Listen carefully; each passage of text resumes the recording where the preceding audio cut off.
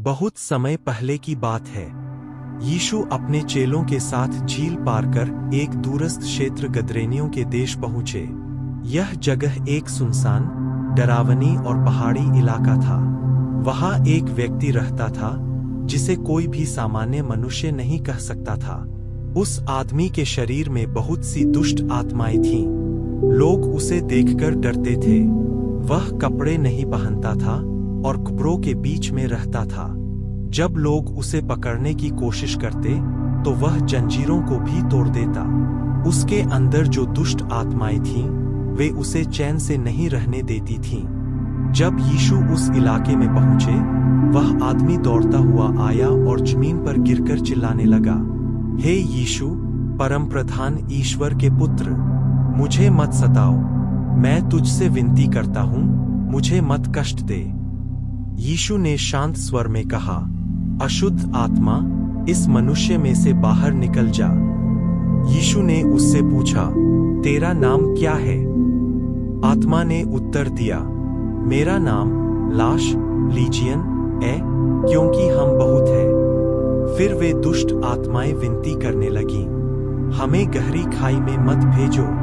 देखो, वहां पास में ही एक झुंड सूअर चर रहे हैं, हमें उनमें जाने दे। यीशु ने उन्हें अनुमति दे दी। तुरंत ही वे दुष्ट आत्माएं उस आदमी में से निकलकर सूअरों में समा गईं। और जैसे ही ऐसा हुआ, लगभग 2000 सूअर पागल होकर दौड़ पड़े और सीधे झील में जाकर डूब गए। यह देखकर जो सूअर चरा रहे थे, वे डर गए और गांव में भागे। उन्होंने सबको बताया कि क्या हुआ।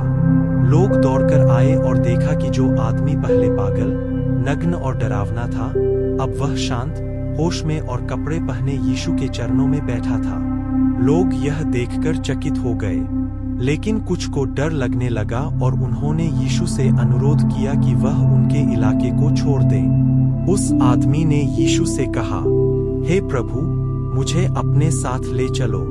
लेकिन यीशु ने कहा, नहीं, तू अपने घर जा और सबको बता कि परमेश्वर ने तेरे लिए क्या अद्भुत काम किया है। वह आदमी खुशी से भर गया और पूरे शहर में जाकर यीशु के बारे में गवाही देने लगा। यीशु ने दुष्टात्माओं को सूअरों में इसलिए भेजा, एक ताकि लोग देख सकें कि आत्माएं सच में उस आदमी में थीं, दो ताकि लोगों को समझ में आ सके कि एक इंसान की कीमत हजारों सूअरों से भी बढ़कर है, तीन और ताकि उस आदमी का पूरा जीवन गवाही बन जाए, अंधकार से प्रकाश की ओर यात्रा।